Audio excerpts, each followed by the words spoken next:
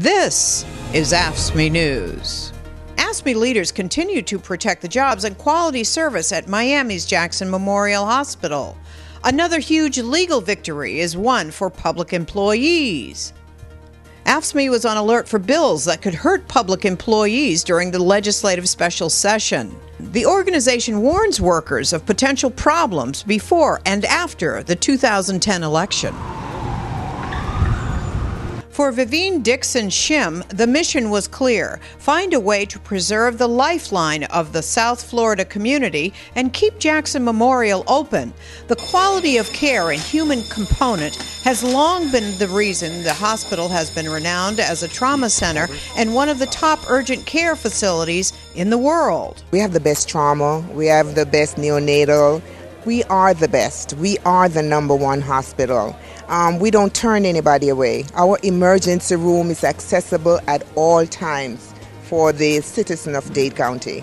There's no other hospital that we have. Dixon and her team partnered with Jackson Memorial to reduce organizational spending and improve administrative oversight.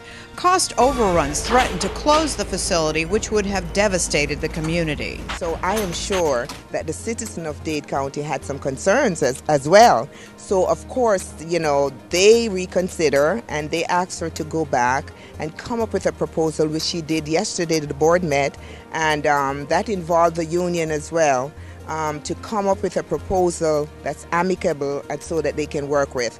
A host of financial protections for workers were included in the agreement, including cuts to non-regular and temporary employees before terminating full-time employees, and employees will forego a raise this year and automatically have them reinstated in 2011. Afscme employees will also receive the highest allowable increase provided by any other bargaining unit. According to Dixon Shim, by working toward solutions together, the doors of Jackson Memorial will remain open. Another challenge and another success story for Afscme Local 1363. Afscme, Florida scores another huge victory with a legal decision that protects the benefits of public employees.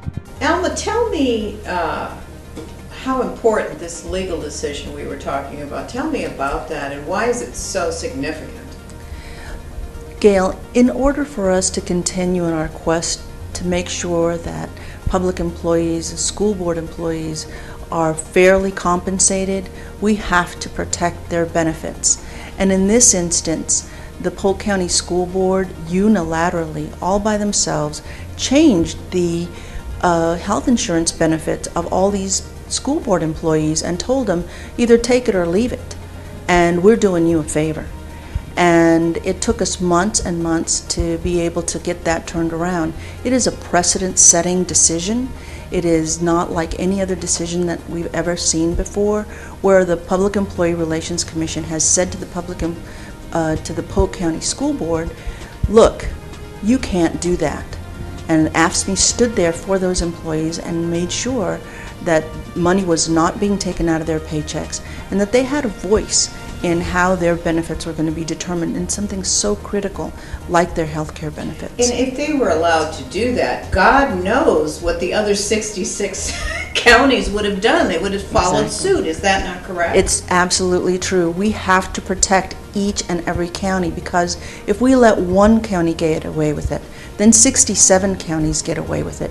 And not just, the thousands of employees in Polk County would suffer, but tens of thousands, 250,000 school board employees around the state would have to also be worried every day that before they knew it, their health care insurance would be taken away from them and something brand new, totally different, something they never had anything to do with, would be put in its place. Once you resolve something like this, something else pops up. I mean, they're always testing and trying to undermine the process in terms of public employees are like a living, breathing target that just never stops being the target. Is that not correct? Well, absolutely. We have to be constantly vigilant. And one of the great ways that we are vigilant is that we make sure that we educate our members. Education is everything. If you have the knowledge, you'll have the power. And one of the great things that Afscme offers to its employee members is the knowledge and that education, so that they'll always know when to call us and how to be continuing to be vigilant to protect themselves and their future. Why should I care if I'm a state employee, a county employee? Why should I care about what Afscme does? Well, Afscme is there to protect those employees and to stand in the breach between being totally controlled by your employer and being totally disrespected and not treated with dignity. For us, the importance of making sure that you have dignity in the workplace and a voice in your future means everything.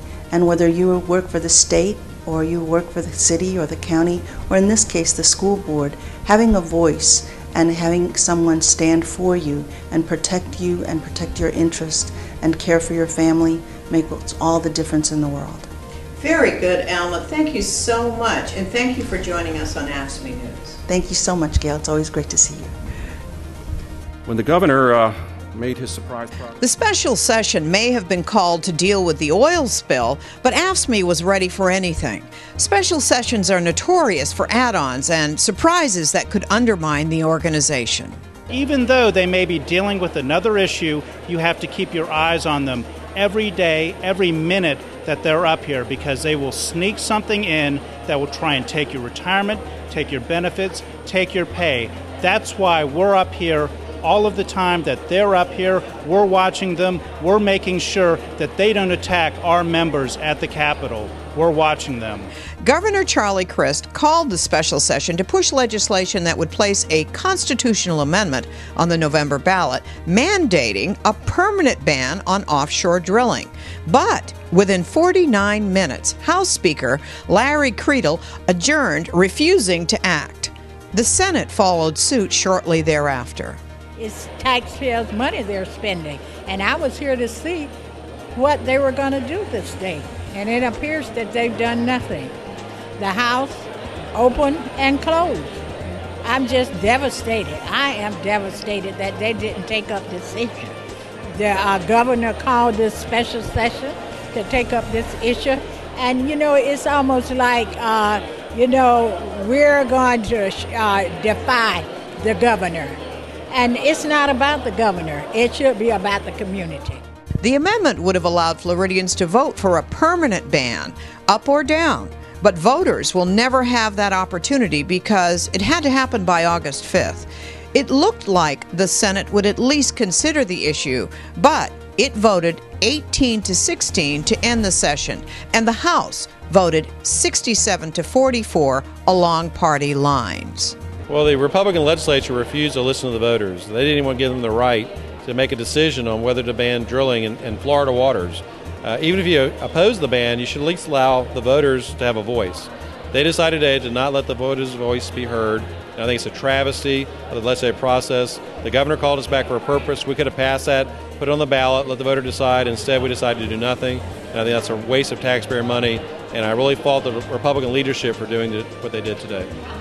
For Afscme, the oil drilling issue was a glaring reminder of the tough fight ahead and the need for public employees to join together to protect the public interest.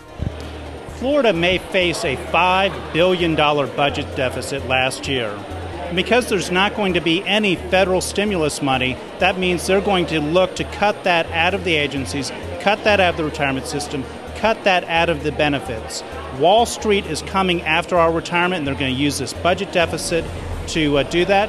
But that's only for the employees who still have a job. They may seek to lay off hundreds, if not thousands, of public employees to close that deficit. And so we're going to be mobilizing our people to contact their legislators, to contact the governor and other elected officials to let them know that when they come home, they're going to be facing the wrath of public employees if they try to balance the budget deficit on the backs of public employees and retirees. Your connection to the issues impacting your life.